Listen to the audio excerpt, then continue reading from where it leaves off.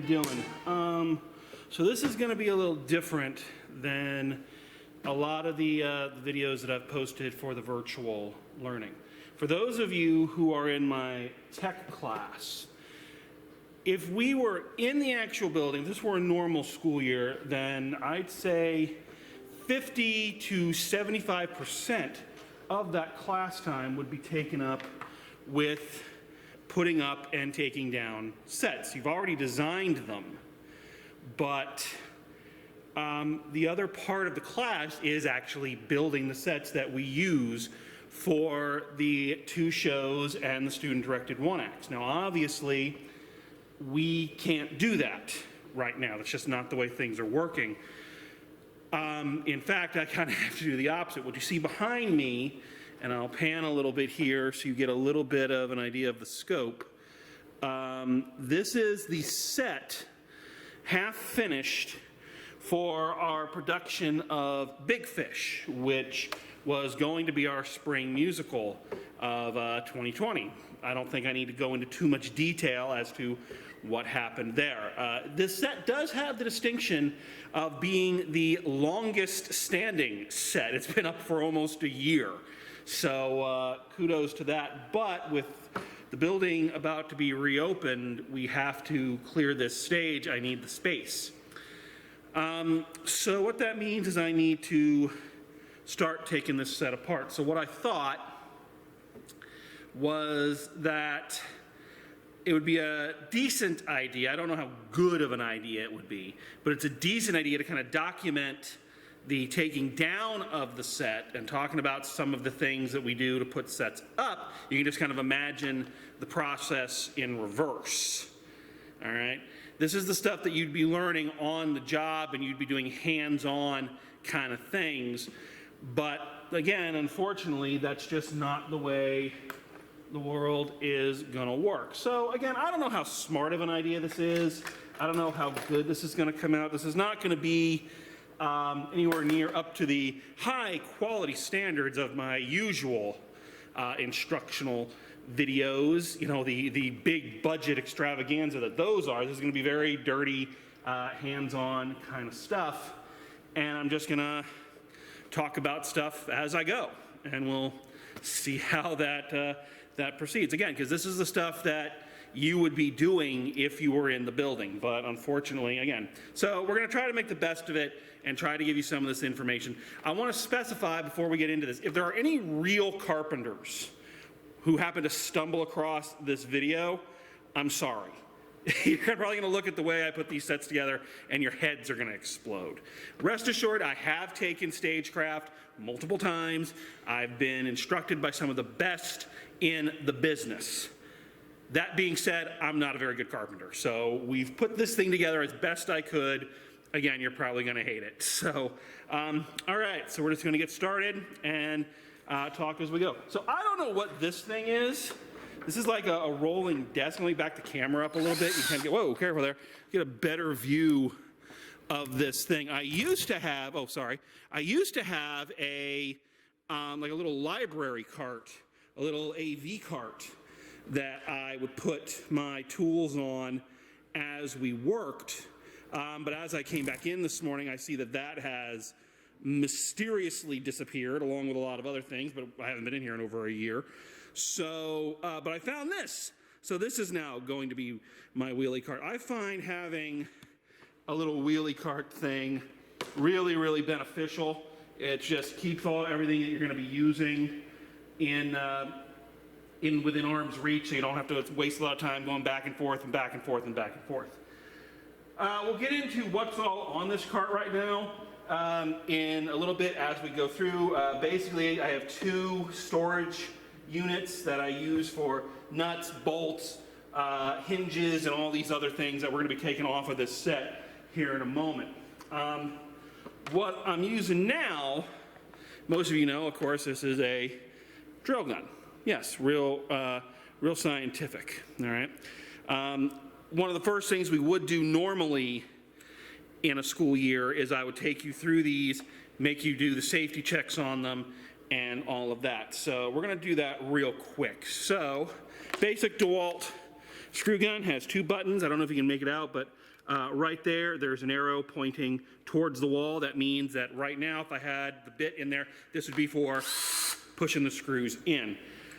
On the other side, another button, again, I don't know how well you can see that, the arrow is pointing the opposite way, meaning if I click that, I push it in so that the button is in. That means now I can take the screws out. This is the function we're going to be using primarily today to get the screws out of this thing.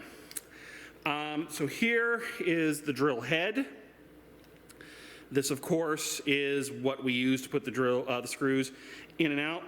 Connects right in there. Now, there's two ways you can get this bit in here. Number one is you can just spin the head here, and as you can see the little nose there is closing.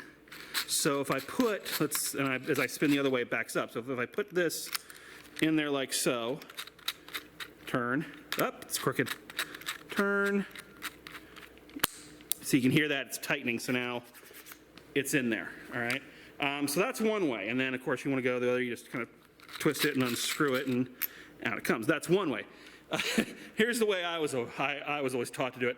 I put it in, I click the button for the screw going forward, so it's just like if I was trying to push the screw into the wood. I hold on to the spinny bit here, so I'm going to grip it. See how I'm gripping? And I squeeze the trigger.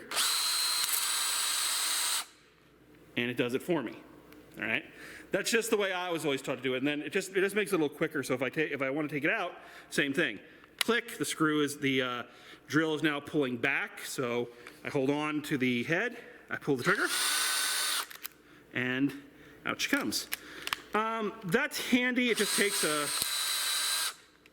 cuts a few seconds off of your work time, especially if you have to change heads. If we were putting the set up, one of the things that we would have to do in some instances is we'd have to pre-drill.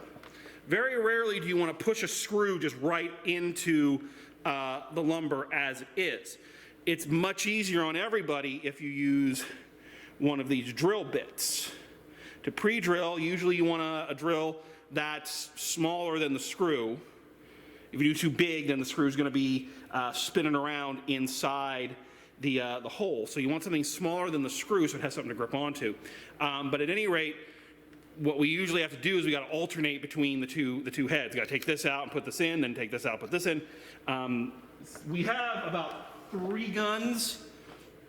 So when you have a bunch of students, it's gonna get crowded real quick. So holding on to that like that helps get that in. Again, I'm making this up as I go. I don't have a script I'm working from, so I'm sorry if this sounds more rambling than normal. But hey, you have the feeling of what it's like to actually be in class with me.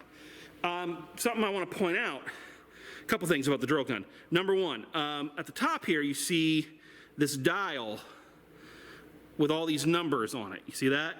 Yeah. That's talking about how much torque, how much force the gun is pushing in with. Right now it's set at 17, but if I can click it, I can take it down all the way to 1, so it's just a little bit. You kind of hear it, it's not as strong. But I usually, and again, real carpenters are gonna yell at me, I like having it at the strongest setting. Good safety tip for these is that when they're not being used, as I said, I showed you the button that you click to pick the direction you want the screw to go. But a good safety tip, if the drill isn't being used, you want to click the thing, and again, I don't know if you can see that too well, but I've kind of pushed it in halfway, so neither side is all the way in and all the way out. That locks the gun, all right, so it's not going to go off, okay? Last thing, so what you see down here, that's the battery. Now, these are older, so more modern drills have different batteries. My new one has one that slides on. These DeWalt's, so I'll kind of have this one right here.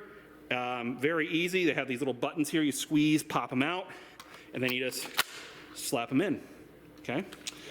All right, a couple other things before we actually get going. Some proper safety equipment. Some things that you want to use, especially when you're taking down a set. So of course I've got my work gloves. I don't think I really need to explain what these are for. These are just very good for keeping your hands safe. Mine, I like getting the ones with the knuckle padding, especially when you're picking up and moving heavy pieces of scenery. And a lot of times you're going to bash things with your knuckles, so having that little extra padding there is incredibly, incredibly helpful. Let me show you this. And again, we're doing this is all raw, man. We're documentary filmmakers here. So none of this is planned, so I'm sorry. I'm going to zoom down, and I'm going to show you my work boots there. So these are steel-toed work boots, nice and solid, very roomy. One of the things I have to tell students every year is that when you're working in here and you know that we're doing a shop day, this is not the day to wear your best outfit. This isn't the day to wear your suit and tie. This isn't the day to wear your prettiest dress, and definitely no open-toed shoes. And you would be amazed how many times I have to tell people that. No open-toed shoes. There are going to be a lot of loose screws scattered around here, and I'm not just talking about the people who are usually in the building. There are going to be a lot of loose screws around here. You're walking around open-toed shoes, you're going to get something stuck in there. I will never forget one time in college, we're striking a set, and I'm walking along, had my steel toes on. I'm walking, and I look down, and I had a nail about that long embedded in the toe of my boot. I didn't even know it had gone in. If I'd been wearing tennis shoes, or if I'd been wearing any kind of sandals, I don't wear sandals anyway, but anything like that, that would have gone right into my foot. All right? It's the thing that people get the most annoyed at me for telling them. It's the thing that people get the most irritated at me for keep coming back at them at. But you've got to understand you are in a working stage right now. There are so many things that can fall, that can hurt you. You need to be aware of where you are, and you need to be taking precautions. Don't make stupid mistakes. One other good piece of safety equipment, which I actually didn't grab, so I'm setting a bad example, safety goggles. I don't usually wear them when I'm taking a set down. When I'm putting it up and I have to use the saw, yeah, then I will definitely use my safety goggles. We may demonstrate the saw later, but I don't know. All right, so that's all enough introduction. Let's get breaking. Okay, so where I want to start taking stuff down is the back wall here. I want to start here because, one, it's going to give me more room to work, and two, the back wall is the lightest part of the stage, so these are things I can pick up and move on my own. Later I'm going to have to call in some assistance because the set itself, the set structure, is a lot heavier even in its individual pieces. So, quick, before we actually break this down, let's talk about these because we have not had a chance to discuss all of this in class. So the back wall, I'm going to place this right here.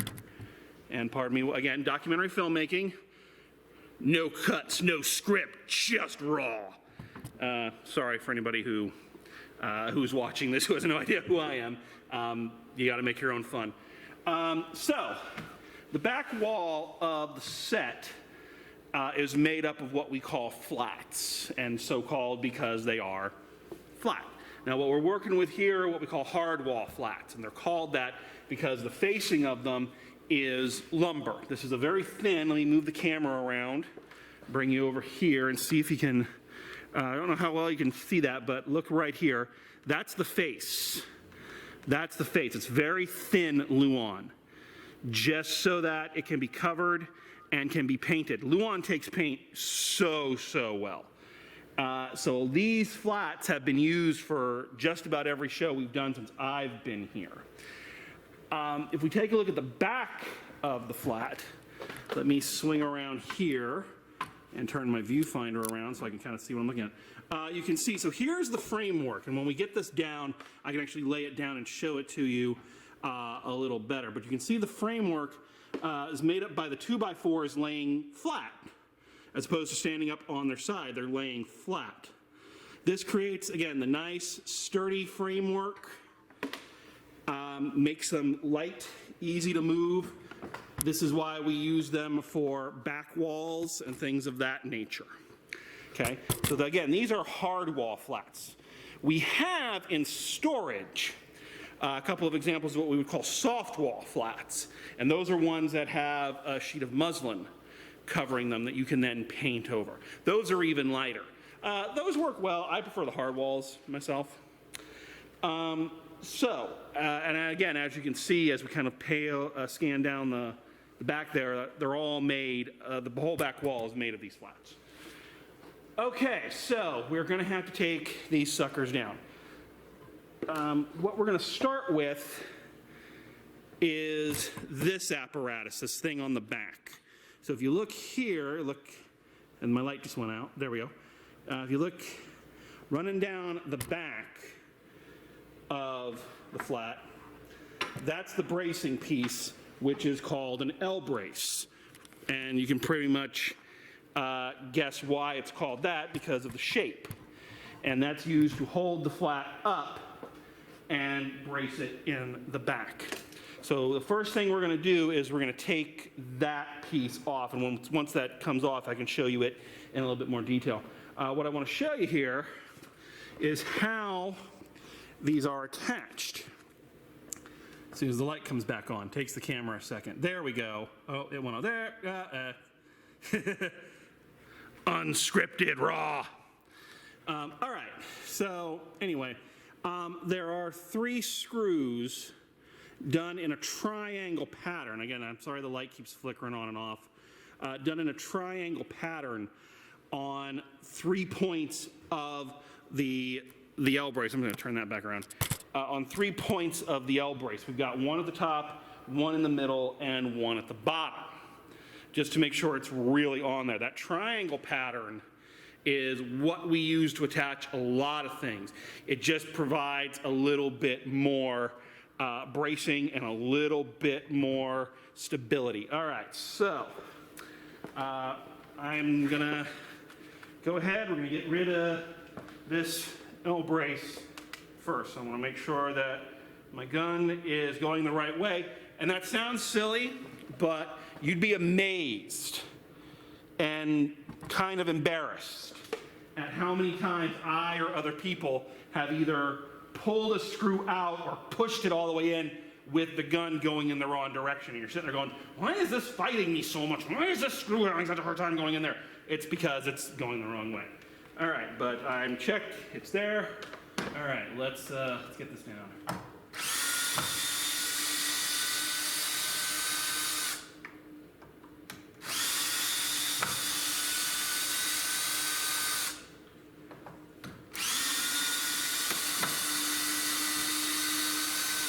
So far, so good. Those all came out pretty smoothly. I'm going to put the excess screws right there. I try to keep them off the ground as much as possible. Trying to find where the next set of screws are. Looks like they're down here, so I'm going to move the camera so you can kind of see what I'm looking at. Bing, it's my phone. All right. See, I don't know how well you can see. This is the fun part. This is the part that really sucks. It's because normally I'd have people with young, healthy backs and knees doing this extra work for me. But no, the old man's got to get down and do it. So.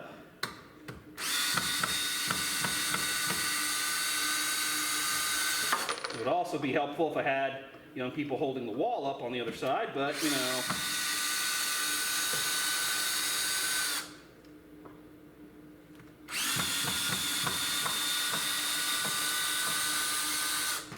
And it is away. All right, good. All right. So let me adjust the camera again. Hello. You're all getting a lot of close-ups of my face. All right, so here is, oh, not good. Woo, gotta be careful. So here is the L brace. Let me back up a little bit and get a better view of it. So here's the L brace. Kind of, you can see it a little better. Like I say, the L shape, it's got the bracing piece here, hold it up, keep it from wobbling.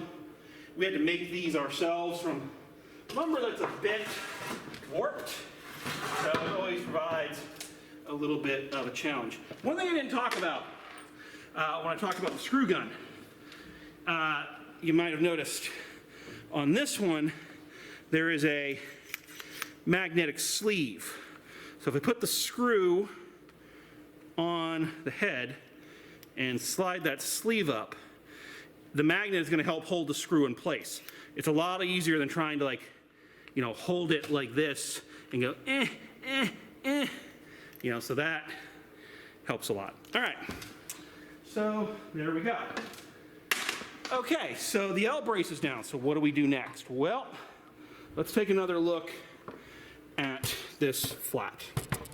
So the next thing we see is that there are a couple hinges, bracing pieces, and you can see one up there, and you can see one right down there. We've got hinges that are attaching this flat to the one right next to it. This is what's standing them up. So the next thing I'm going to do is I'm going to take the hinges off. That is going to separate this number 1 flat from the number 2 flat. I'm backing the camera up as far as I can because I don't want this to fall on you. So again, this is where having other people would be very beneficial. So what I'm going to try to do, since it's just me, I'm going to try to brace it with my arm and take the hinges out. Just take the ones here out, and then I can take them off the secondary flat once this one is free. So let's do that. Ooh. Here I'm having a little bit of a hard time getting a grip on it. You got to be careful. If you're hearing that noise, that scraping noise, that means that the drill bit is spinning, but the screw isn't spinning with it. So you're grinding it, is what we call it. You're grinding the little cross in the screw off, which means you're gonna strip the screw, which means you're not gonna be able to get it out of there. Let's go with this middle one first, since that's right at eye level. There we go. That one came out pretty easily.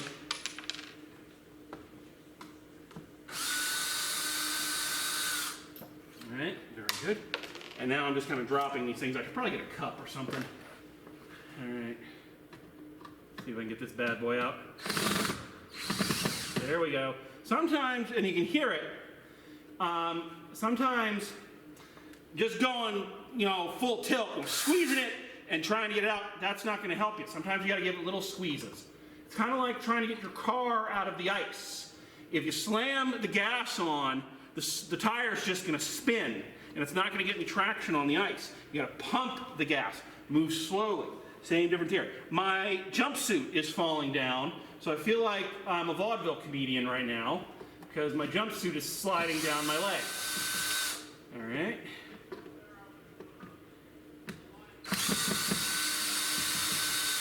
All right, so that's free. There we go. All right, so now I'm going to go for this lower one. Let me lower the camera just a little bit. And so this flat is about to come loose. So I'm going to try to drill this one. Luckily I got long arms. So I'm going to hold on to this other end here as I take this, take these screws. I've got to find the screws first. There we go. And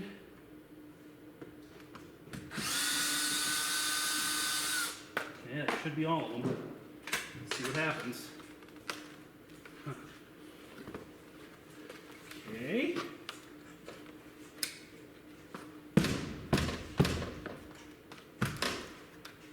Why?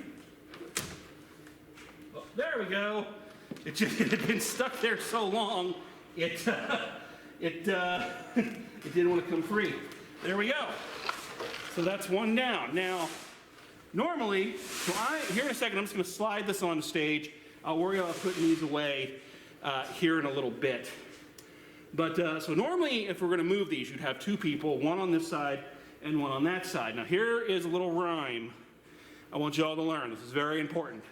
This is literally the only thing I learned working in the scene shop in grad school. Literally the only thing I ever learned. Little rhyme, and it goes like this. One hand high, one hand low, that's what makes the scenery go. Okay? Remember that. One hand high, one hand low, that's what makes the scenery go. So if I had another person and we were going to lift this up, you'd want one hand at the top, one hand at the bottom, so you both lift. You're supporting the weight up top, you're supporting it on the bottom, so no side is getting away from you.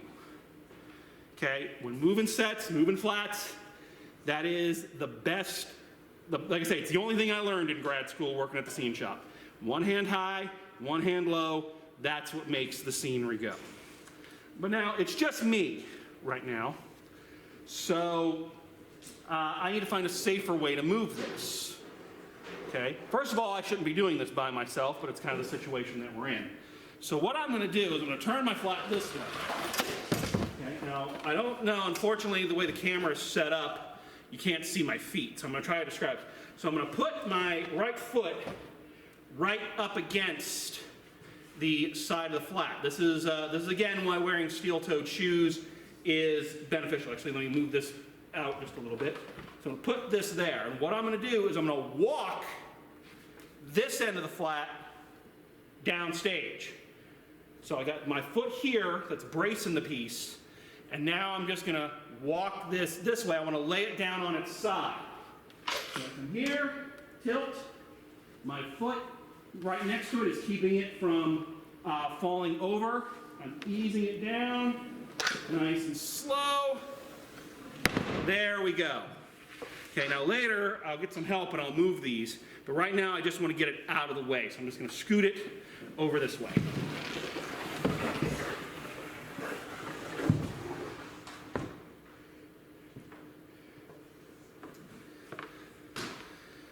All right, and that's how we do that. Now, you want to know how to put it up? You do all of that in reverse. So the next thing I'm going to do is now I'm going to get these hinges off of the flat so that those are free, and then I'll repeat the process going down the wall. So, yeah, so let's get this out.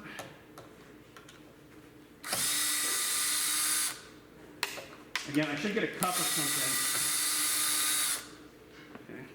So there's one of the hinges that we use. I like using hinges. Other people use different cuts of lumber to make bracing pieces. I find the hinges are just a little bit more steady.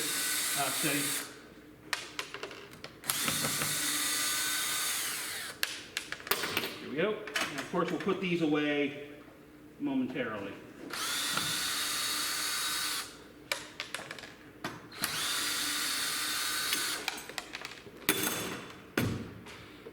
And that's how we take down a back wall. All right, so that's how you get down one flat at a time. So now I'm going to just repeat that process all the way down. I'm just going to leave this recording. I really want to see if I can do one of those things when I put this all together where I do it in fast motion so you can see I'm speeding through. I can put some music on there. We'll see how well that works. I don't know. But yeah, so now watch me take down a back wall.